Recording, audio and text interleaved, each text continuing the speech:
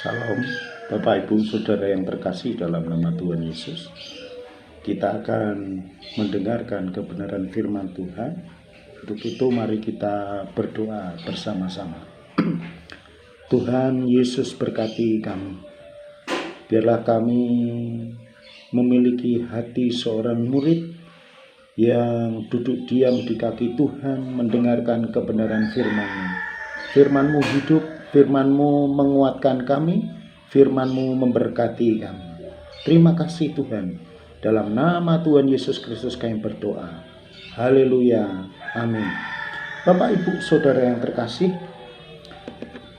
saat ini kita akan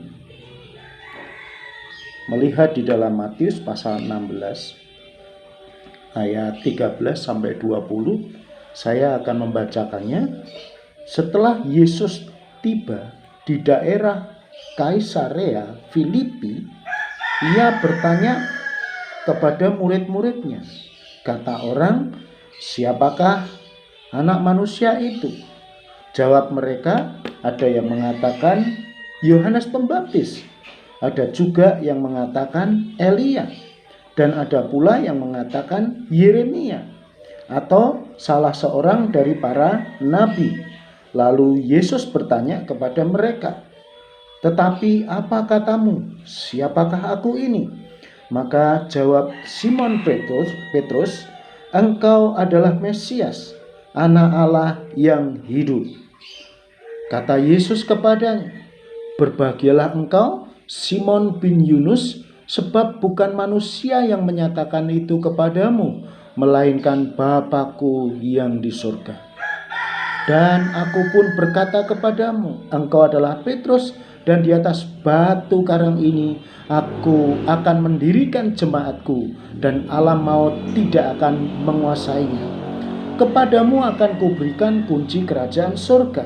Apa yang kau ikat di dunia ini akan terikat di surga, dan apa yang kau lepas di dunia ini akan terlepas di surga. Lalu Yesus melarang murid-muridnya supaya jangan memberitahukan kepada siapapun bahwa ia Mesias. Bapak Ibu Saudara yang terkasih, nats ini menceritakan ketika Tuhan Yesus pergi ke Kaisarea Filipi. Kemudian dia bertanya kepada para murid-muridnya, siapakah anak manusia ini? Atau dikatakan, aku ki sopo? Kemudian ada yang menjawab, kau Yohanes Pembaptis, engkau Elia. Ada yang mengatakan Yeremia,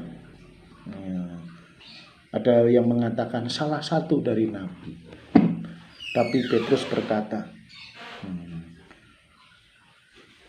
ketika ditanya, Simon, menurutmu aku ki sopo? Kemudian Simon berkata, menjawabnya demikian, engkau adalah Mesias, Anak Allah yang hidup. Nah, saudara yang terkasih, dari pernyataan Rasul Petrus ini menyatakan bahwa Yesus, engkau adalah Anak Allah yang hidup, engkau adalah Mesias. Maka yang terjadi adalah bahwa jawaban Petrus, berbahagialah engkau. Karena sebab bukan manusia yang menyatakan itu kepadamu, melainkan Bapa-Ku yang di surga. Saudara, pernyataan Rasul Paulus bahwa Rasul Petrus menyatakan bahwa Yesus, engkau adalah Mesias, Anak Allah yang hidup. Saudara, Mesias itu adalah satu arti bahwa ada orang yang datang, yang dijanjikan, yang diurapi Tuhan, dan itu akan membawa pemulihan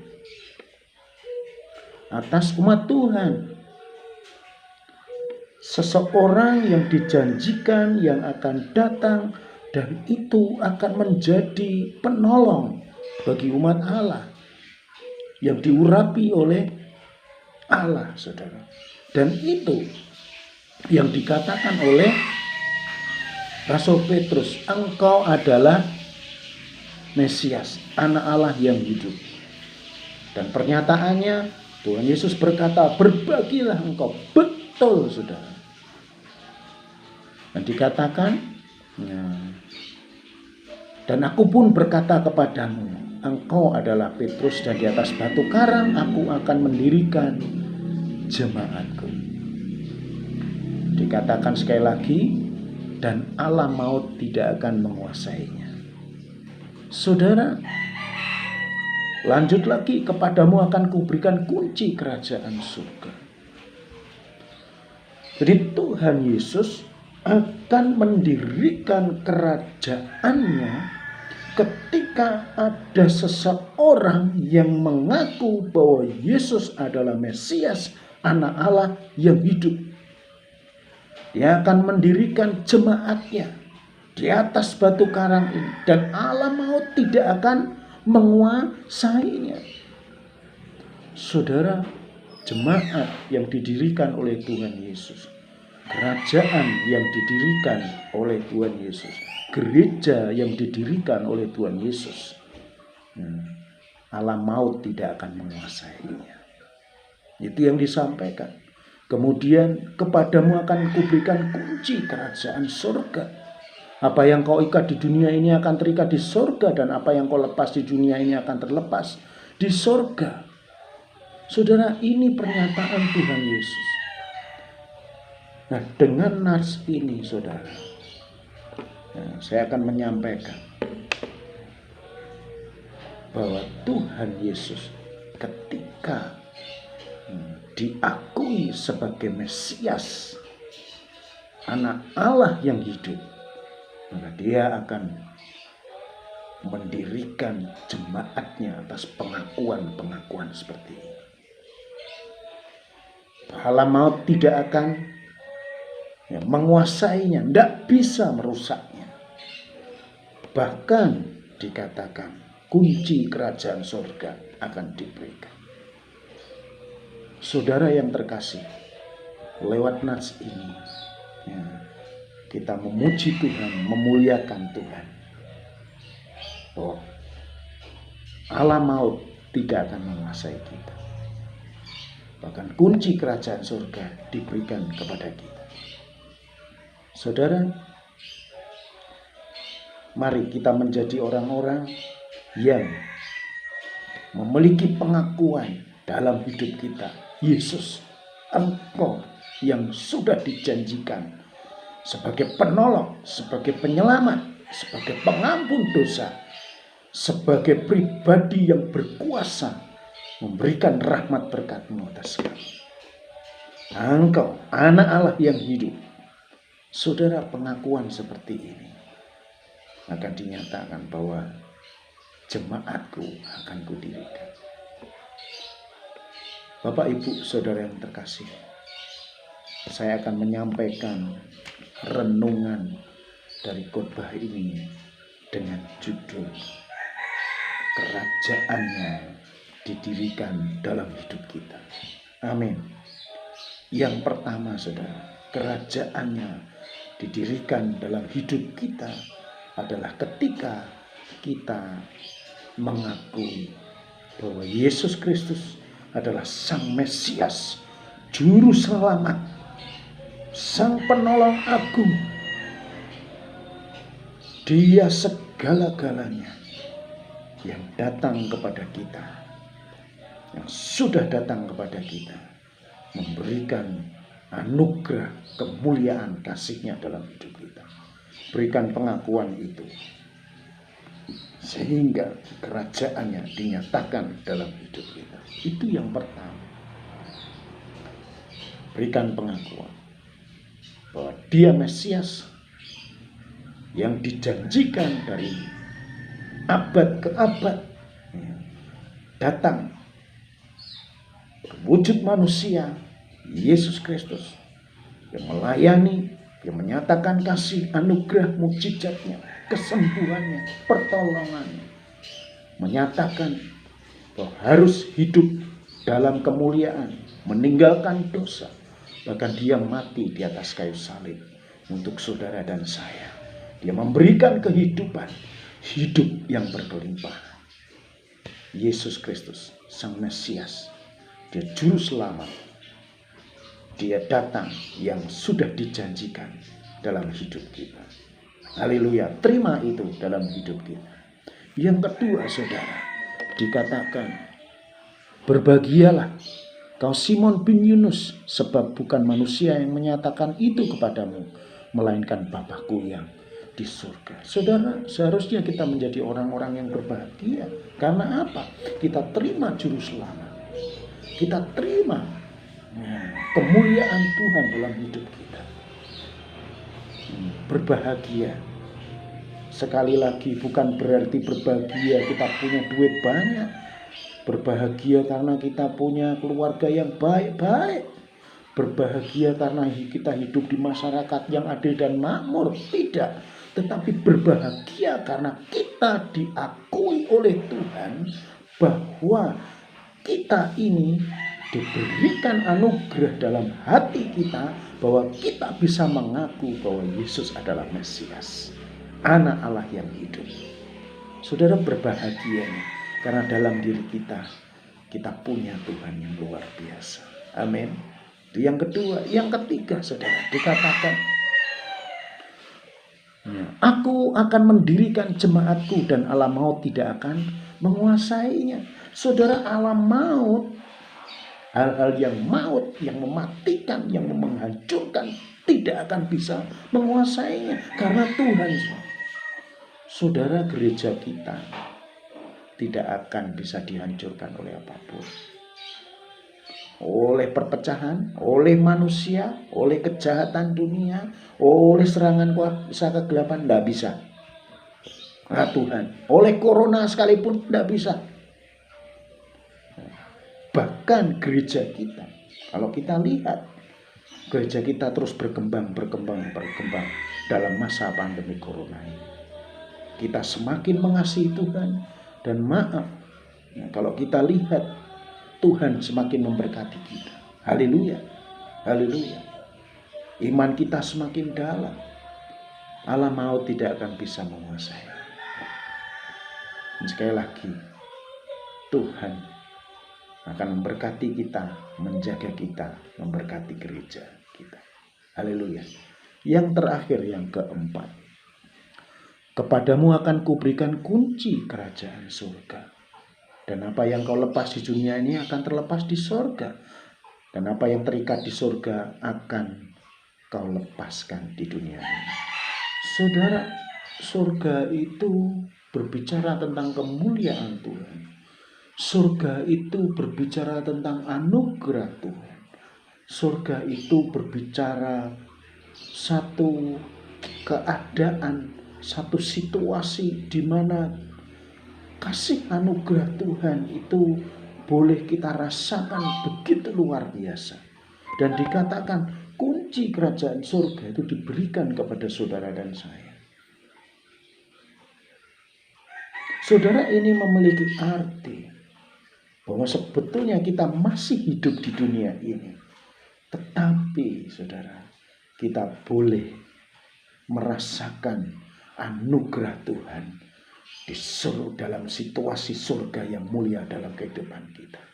Dan surga itu diwujudkan dalam persekutuan yang indah dalam hidup kita. Saudara, ada kunci. Gunakan kunci itu untuk membuka kemuliaan Tuhan, merasakan kemuliaan Tuhan. Dikatakan apa yang kau ikat di dunia ini akan terikat di surga. Saudara, satu kiasan, saudara, bahwa apa yang kau ikat saat ini, hati kita itu apa yang kita ikat. Kita terikat oleh apa, saudara? Itu akan terikat di surga. Saudara, mari kita memiliki hidup, hati kita yang terikat oleh kemuliaan Tuhan, oleh hal-hal yang berharga di hadapan Tuhan, oleh hal-hal yang sesuai dengan firman Tuhan. Di dunia ini, ikatkan hati kita, hidup kita kepada kemuliaan-kemuliaan, kebaikan-kebaikan firman Tuhan, sehingga di surga ya, kita juga akan mengikat berkat itu, dan kita boleh merasakan kekuatan anugerah yang luar biasa.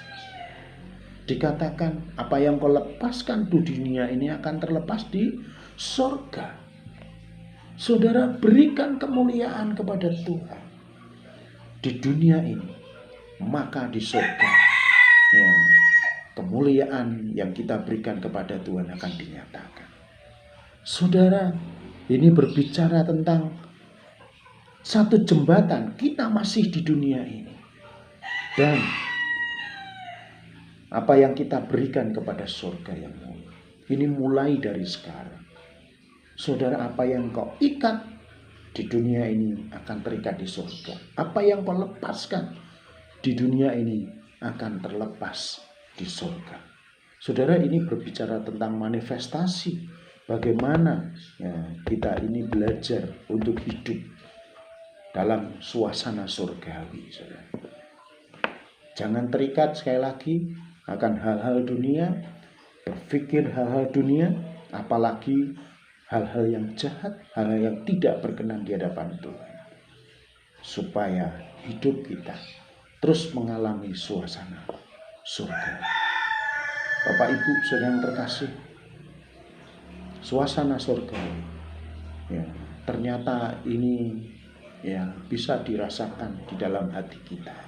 Tuhan, aku mau hidup damai sejahtera. Aku mau hidup ya terus menyembah dalam kemuliaan Tuhan, sehingga suasana surgawi bisa kita rasakan dalam hidup kita. Saudara, orang yang seperti itu tidak akan ya, tertekan, tidak akan terpengaruhi oleh keadaan-keadaan dunia. Perselisihan, pertengkaran biar ada, tapi yang penting suasana hati kita adalah suasana hati yang dipenuhi anugerah Tuhan. Haleluya. Saudara, biarlah kerajaan surga itu tinggal dalam hidup kita, menjadi bagian dalam hidup kita.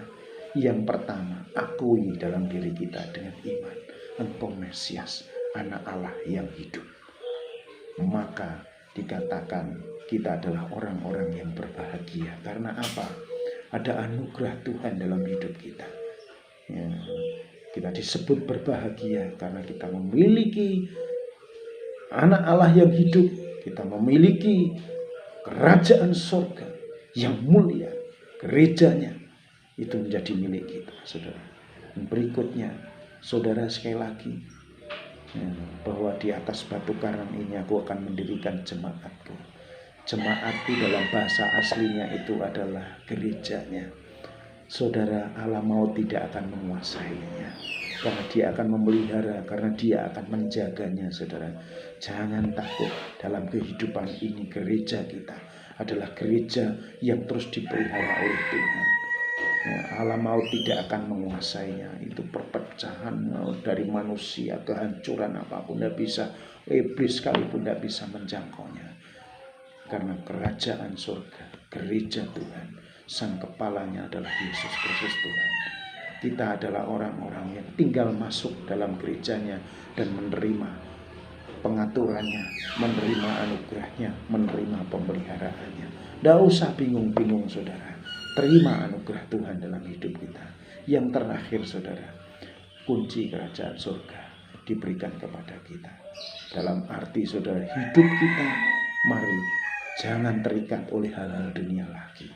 Ya, jangan kita ini terhimpit oleh hal-hal dunia ini. Mari arahkan hidup kita kepada kasih anugerah Tuhan, kemuliaan demi kemuliaan. Maka hidup kita menjadi hidup yang bersukacita, memikirkan hal-hal kerajaan Allah, hal-hal yang positif, hal-hal yang baik. Nama Tuhan dipermuliakan, tidak dikotori oleh hal-hal dunia, tidak dikotori oleh hal-hal dosa, tetapi hidup kita adalah hidup yang berkelimpahan bersama dengan Tuhan. Tetap maju, semangat, Tuhan Yesus memberkati kita semuanya. Haleluya, haleluya, amin.